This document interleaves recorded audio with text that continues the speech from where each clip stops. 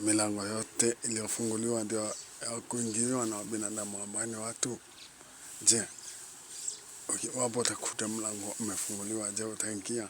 Milango mingi imefunguliwa. Kuna milango ya wizi, kuna milango ya ufisadi, milango ya hongo.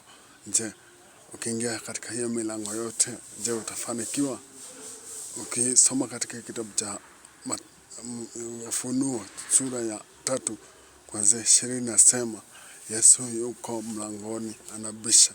Je, uko tayari kumfungulia aingie ndani yako akae na wewe ili akuelekeze katika ile milango ambayo unafaa kuingia? Je, sisi binadamu tumepotoka hivi hadi kwamba tunaingia milango yote?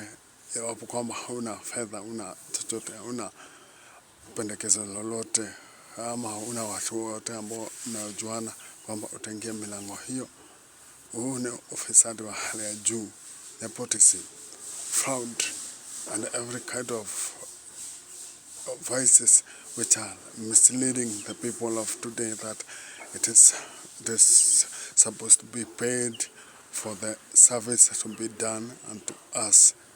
Hiyo kwamba Mungu alipinga katika kitabu cha Samueli sura kwanza sura ya 12 inaeleza kuhusu vile ambavyo Samueli aliwaleta watoto wake ili kwamba mmoja wao akuwe jaji, lakini kwamba Mungu akasema kwamba hawa watu ni wafisadi, kwamba hawangeweza kuongoza watu. Hivyo kwamba Mungu hapendelei ufisadi, hapendelei hongo, ile ambayo linalofanyika katika ubinadamu wetu wa leo. So kwa hivyo kitabu inasema kwamba bisha utafunguliwa, omba utapewa. Kwa hivyo usipobisha kwa maombi, kwa mini mambo yanayoleta faida, verses ambao zinazoleta hasara, tunaangamia hivi karibuni. So omba kwamba tuzingatie haki, tuzingatie uadilifu, ili kwamba tukaweza fanikiwa. Work ethics is supposed to be followed so as for us to be successful in life.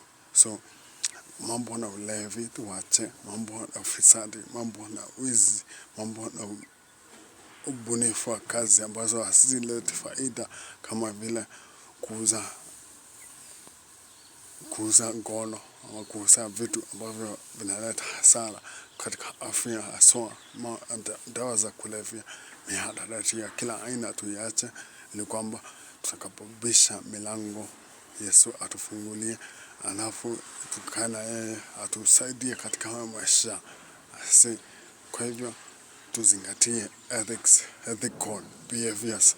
Hizo zinapaswa kutuongoza katika kila hali ya maishani mwetu kama wanadamu, kama watu, na kama kila binadamu ambaye kwamba tuko na akili la razini. Amina. Praise the Lord.